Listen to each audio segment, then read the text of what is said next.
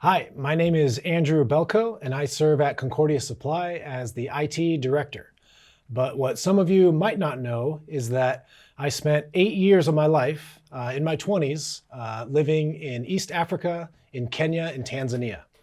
And I'm standing here with Isaac Ruto, one of the people I was able to meet and know for the past 15 years plus.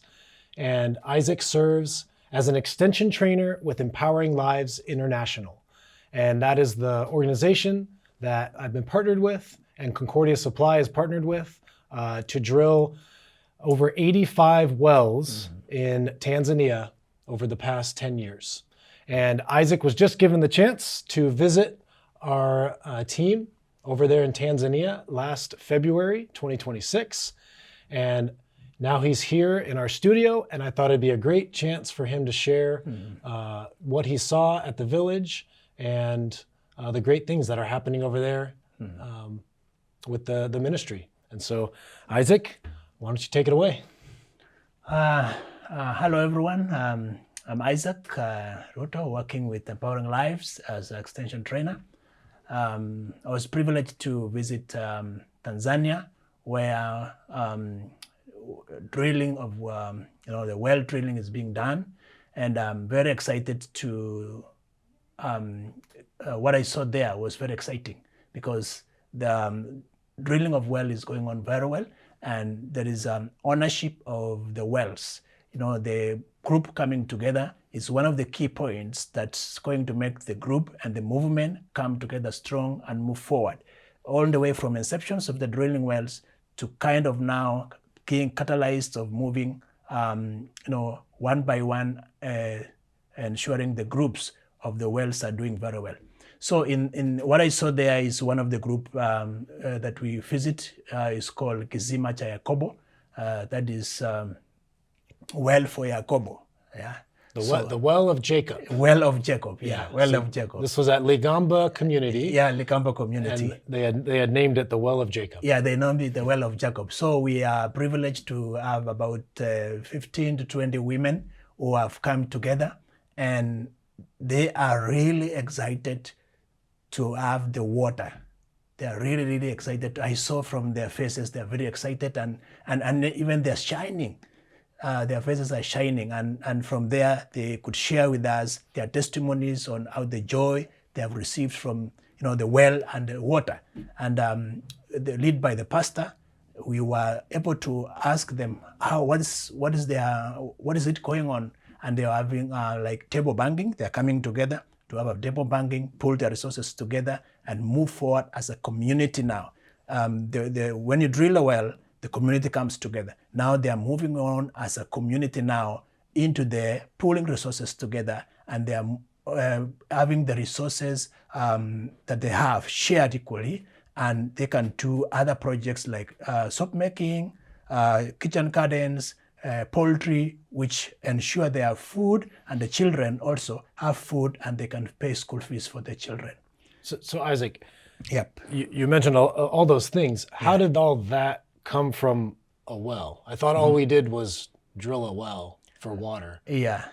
When I went there, the stories that the women share were very incredible. And you can see what they shared is that once the well has been drained, people came up with ideas. The group sit down, they have their leaders, and they share their ideas, and they come up with, now that I have water, I need vegetables. Now I need maybe to make a soap. So the group themselves come with an idea, and they had people coming to kind of train them on what now to move forward on ideas. So drilling the well is one point, but the well itself, people now come and ideas. The community sit down and say, what can we do next? So it is the leaders and the group sitting together and also giving ideas.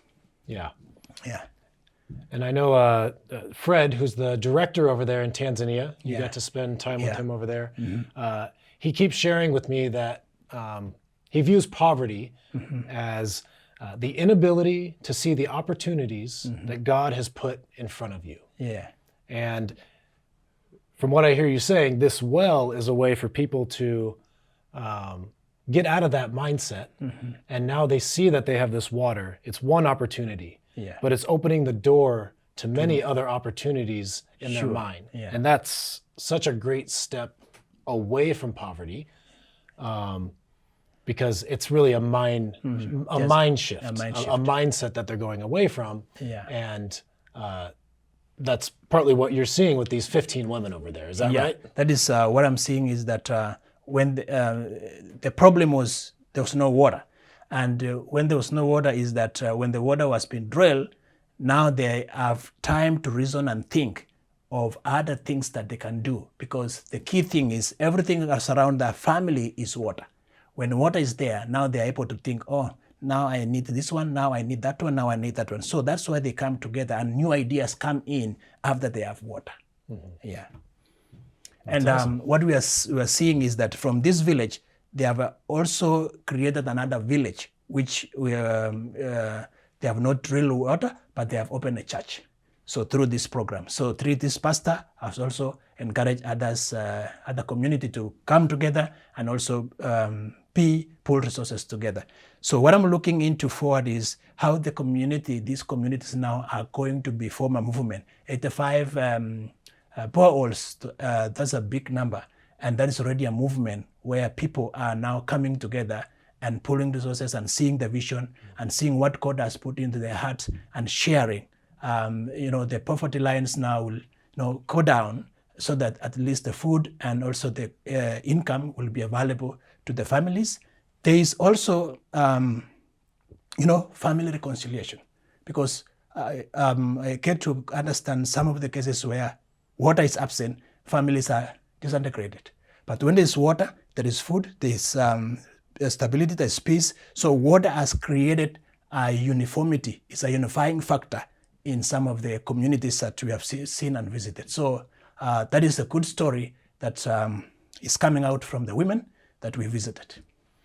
So this is really exciting to hear. Yeah. And it just goes to show that we're not just drilling holes in the ground and leaving them to be abandoned. But no, these are the entry point into relationship with communities, villages, and people, and pastors and churches and children and beyond. And so it's our prayer that every place where we're able to bring water can just be a place where God's light shines and the community is restored and ultimately empowered. When water is drilled, that is like planting a seed. And when you plant a seed, it will grow and it will bear fruit, it has branches, everything will come out. So drilling well, as what I saw in Tanzania, is like planting a seed in a community. And that one will grow, see branches, which fruits have come. So the key part, which is very important, is the component of community coming together and agreeing together that let us partner with this drilling water. That is one objective, and then other ideas come in. And even some of the people have really accepted Christ through drilling water. Because you have seen the pastor saying people have come to, for the water wells, and they say, okay, fine, come for Bible studies. So these women have Bible study program, and they come in and they share the gospel, which is very amazing.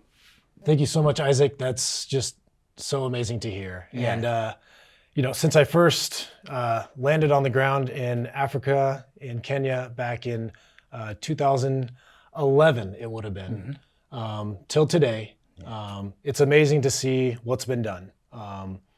It took us 2 years before we even successfully drilled our first water well. And we thought it would never happen, but now we are almost to 100 water wells, 100 communities, and now we are just in this amazing process of connecting these communities together, letting them share these ideas of what they've done, what they can do, what's possible, and just the plan that God has for each and every one of them.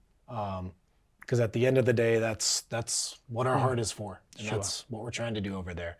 And it's people like you, Isaac, that make it possible day in and day out. And we're so grateful for you and your heart for God's people. Thank you.